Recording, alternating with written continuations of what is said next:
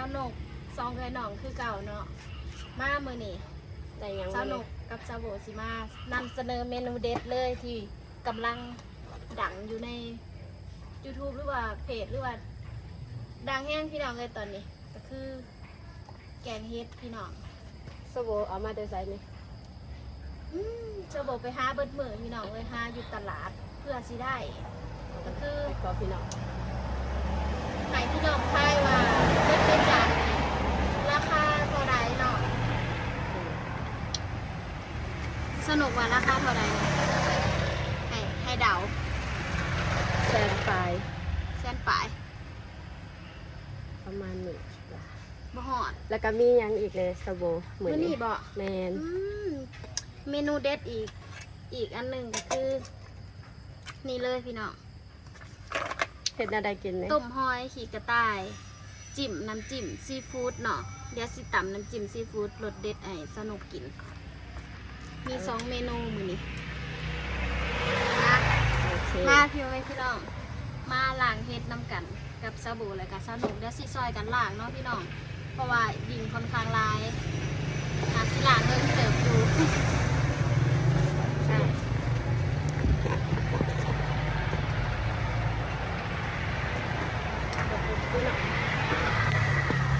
พี่น้องขอถามแน่ล้างเฮ็ดละโง่นี่มีวิธีแนะนำที่แบบล้างง่ายๆก็แบบว่าดินเพิ่นค่อนข้างลายนะแต่ว่าล้างยากแฮงถ้ามีวิธีล้างแบบใดที่แบบง่ายแนะนำสบู่กับสนุกมาหน่อยเด้อ มีกระดอกให้หน่อยขุดตีนกัน เดี๋ยวก่อนมัน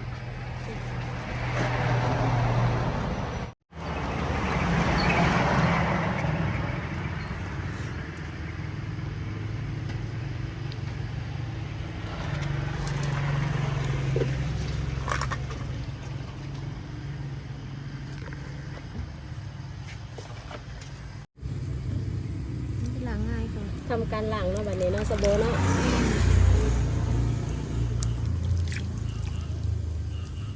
ล้างกระสิค่อนข้างยากนิดนึงเพราะว่าดินลาย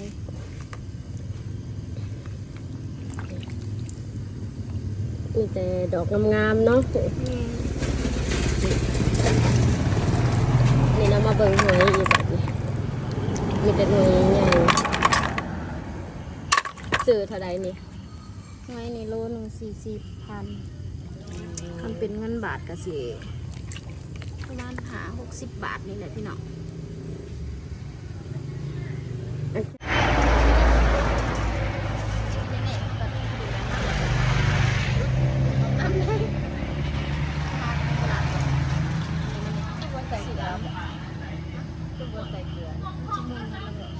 หลังเขาหลังเลยว่ะ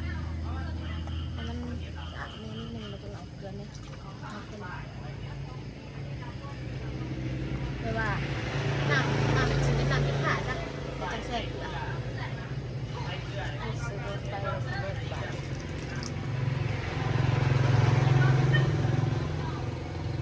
เข้ามาสื่อแบบเขาหลังแหละบ่มีมันหลังต่อยกันเด้อพี่น้องเด้อส่งนี่กับอากาศมันเย็นเนาะบ่ค่อยสบาย คนจะตกถึงหัวเลยเป็นระบบจังหวัดพี่น้องนี่โลเท่าไรเนาะ เห็นมาบอกกันเลยเด้อ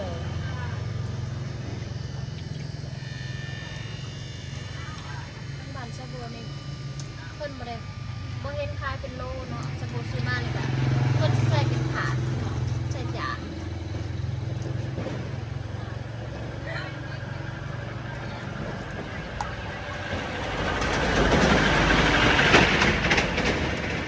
เสียงดังเสียงรถ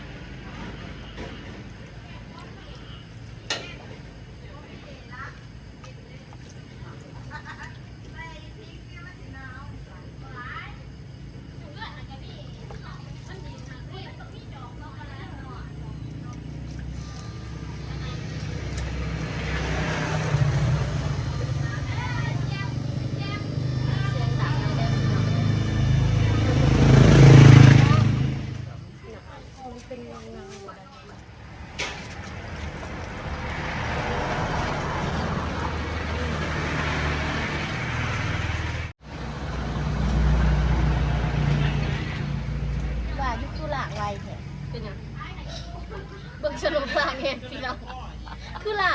แท้ว่า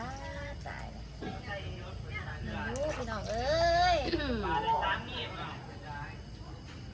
แต่ที่มีครูมีคองกระเจ้าอยู่เป็นแม่ครัวได้อยู่บ่ได้พี่น้องแล้วเป็นลูกใหญ่กว่าคนล่างไว้ได้พี่น้องท่านสบู่กับบริกินแล้วเนาะ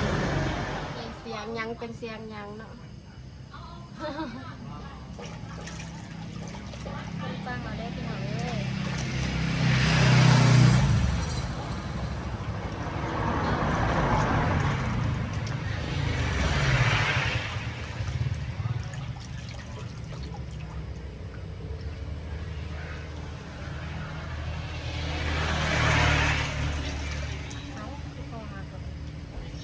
เอาออกแบบนี้แล้วเนาะ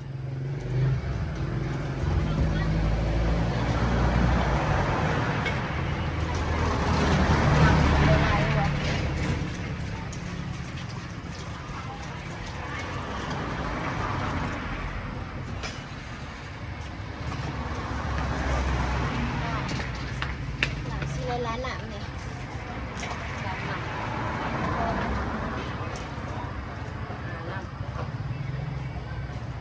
ก็ชิลล์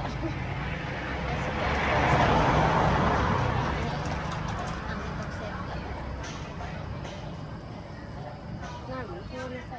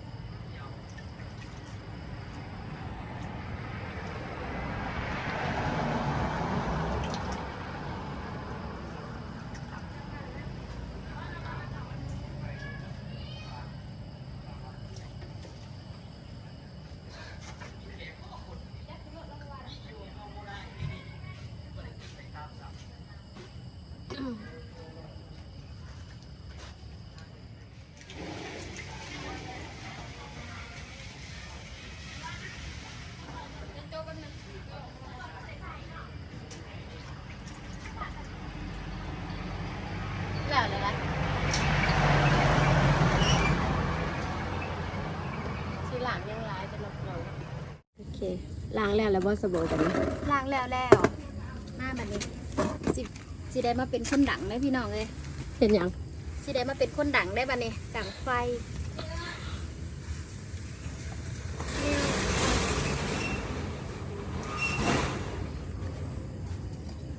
เห็ดกับข้าวส่วนร้ายมันใส่เตาถ่านพี่น้องเพราะว่ามันหอมมันแซ่บใส่เตาถ่าน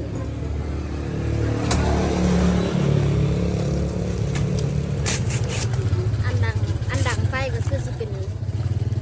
กระดาษเนาะพี่น้องบอกยังไงก็คือเจี๊ยแก๊สโมเมนต์มันเปียกบ่นะบ่เปียกหากเอามาแต่ในอันแนวอ้อยนี่สิเปียกนะแต่ก็สิอ้อย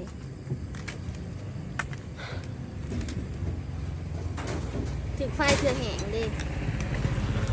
แต่สิไทยบรรยากาศกับพี่น้องเบิ่งเนาะก็สิเป็นประมาณนี้ที่เสียงดังเนาะ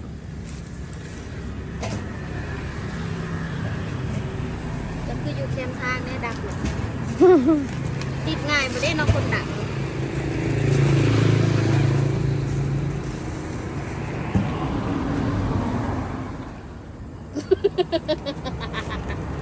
มันก็คือเบื้องหลังเนาะเพราะเพื่อนสิได้กินแอบได้พี่น้องเลย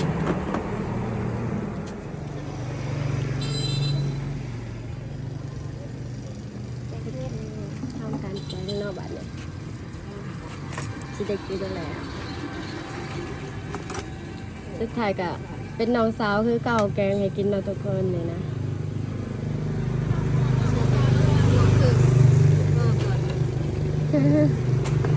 นี่ยังแน่ที่ใส่สบู่ อันนี้นี่แม่นผงนัวพี่น้องใส่ลายกับแสบลายใส่สำลีพอแล้วพี่น้อง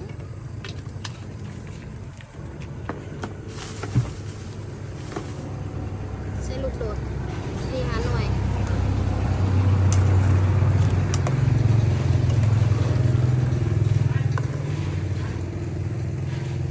ฝาให้กดอีกจักหน่อยพี่น้อง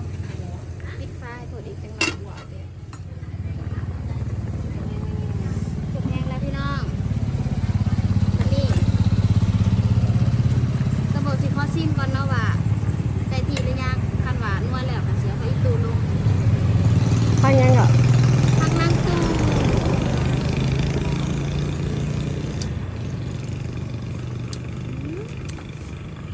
แซ่บผักลงเลย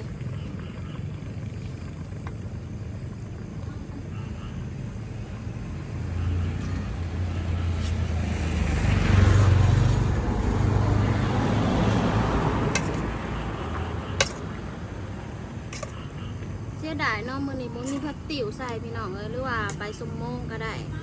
แต่ว่าบ่มีเนาะเลยได้ใส่แต่พักนั่งตู้แต่กระแสบคือเก่าพี่น้อง หัวมวยห่วยเลยพี่น้องเลยกะสิมีเสียงรถแน่เนาะเพราะว่าอยู่ใกล้ทางเลยหน้าบ้าน บัดนี้ก็ สิทำการ ปรุงหมอเพื่อที่จะได้ตุ่มหอยอึ๊บตุ่มหอยต่อพี่น้องอันนี้คือหอยขีดกระต่ายพี่น้องตุ่มไว้ข้าวหมอกระสิใหญ่กว่าหมอนิดหน่อยกระซังมัน เดี๋ยวถามมันสุกเลยจะมาเบิ่งกันอีกเนาะ แกงเฮ็ดพี่น้องอืม ปัวลงเนี่ย โอ้ยเฮียล้น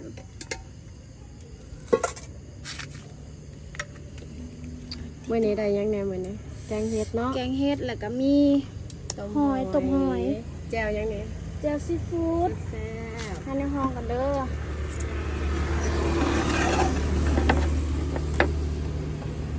นี่เบิ่งว่าจานนี้ยังหน่อย โอเค ได้แล้วเนาะ อ่ะไปเบิ่งเด้อ เขามัน เขาคนห่อนพี่น้อง หอย ห่อนหนึ่งไม่ไหม้เลยเนี่ยแต่ว่ากินซ่าแน่นอนหนึ่งกับบุเป็นหยังกันยังห่อนอยู่นี่เฮ็ดละงูพี่น้องจกข้าวเหนียวห่อนๆใช่พี่น้องแซ่บ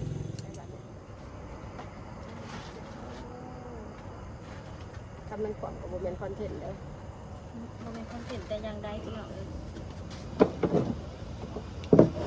แล้วมันก็เอา ต้มหอยพี่น้องหอยกระต่าย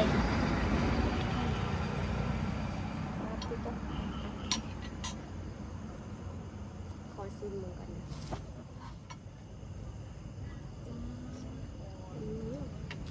บ่ได้แซ่บแจ่วสมแจ่วซีฟู้ด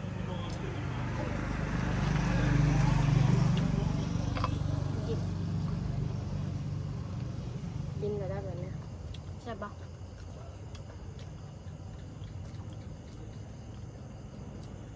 อืม ปวดหวานเลยหัวหอยเอาวะ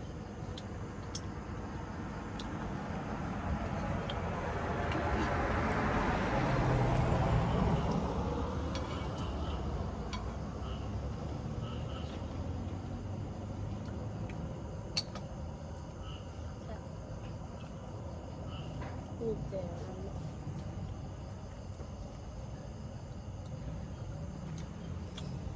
ต้มเพิ่มกดอย่าง เป็นอะไร กด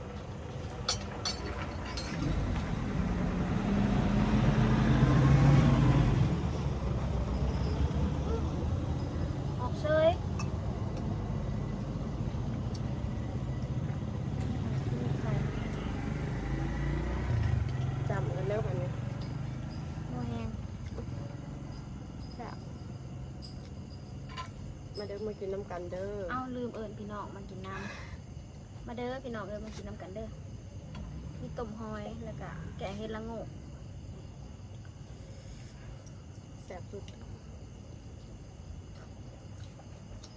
มันมีต้มไก่อยู่บ่ต้มไก่หอมห้วยหวยเขา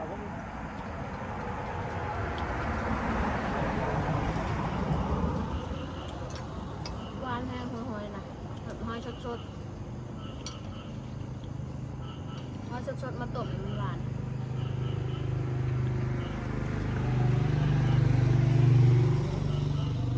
ไปเด้อนี่ใช่นะแนวจิ้มนะนี่นะเอ้า ก็ออกง่ายจะออกง่ายก็ออกง่าย จะบริบทอะไรอืม มันทำยังไงมันจะแซ่บผักกับกับบุญนี่แหละนี่แล้วผักกระเสดเผากันมาบุ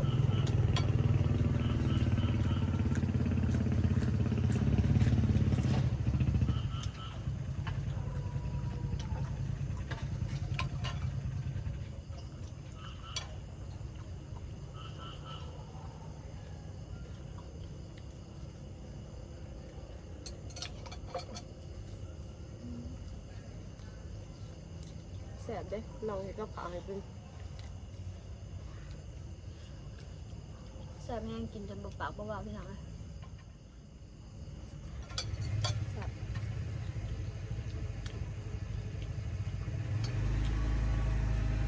ใส่ลูกโดดแต่บาดด้วย กินมาทุเรียนมาเกินเลย เป็นได้ ไอ้เหรอ เกือบนอนบ่ได้แล้วพี่น้องเลยกินลายบ่ได้ลาย แต่หักคือแบบเป็นห่อนๆ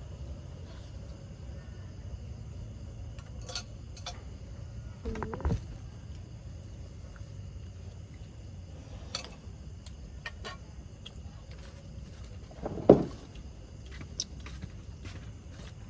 ซื้อตัดเด้อ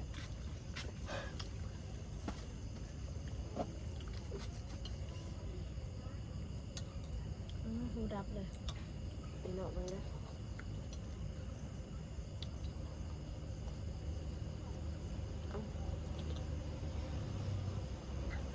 ไม่กินออกง่ายแท้ เอ้า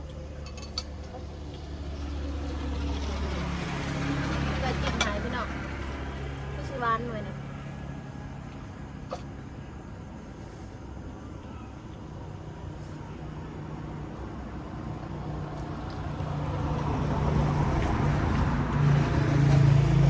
แซ่บ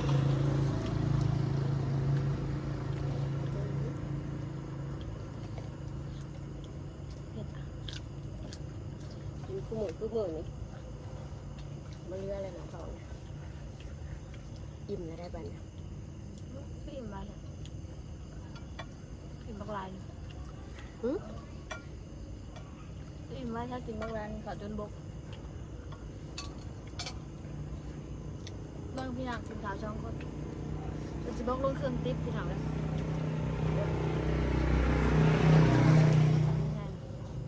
นั่นละเอาโลด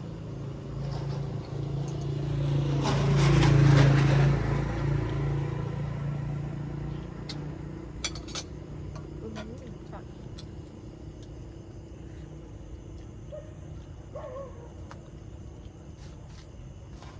เริ่มจกเขาคำนี้แล้ว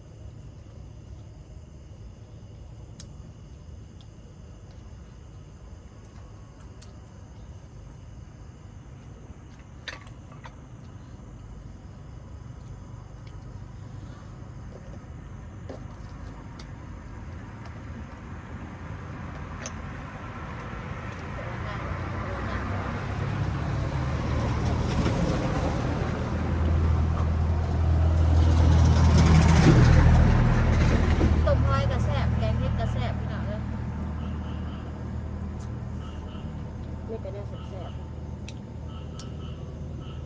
กะสิเหมือนๆเลยเนาะ แ ลูกเขาเลยชื่อว่าอิ่มหรือเปล่ากินได้ม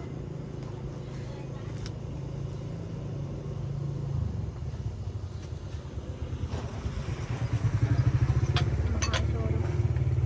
มีตัวห้วนน้อยใหญ่ๆเนี่ยที่โตพี่น้องเอ้ยแล้วพี่น้องเอ้ยบอกออกจ้ะ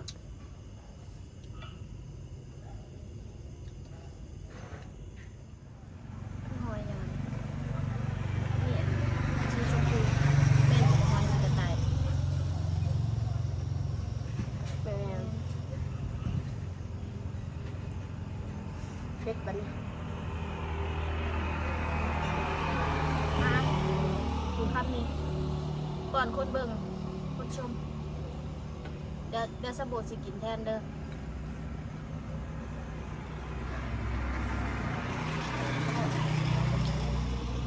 เว้นหรือเปล่าเป็น นี่ก็ยัง อิ่มแล้ว เอางาน ไข่อยู่วันนี้กินแล้วก็นอนพักผ่อนบ่อ้วน เย็นเลยแล้วก็นอนบ่อ้วน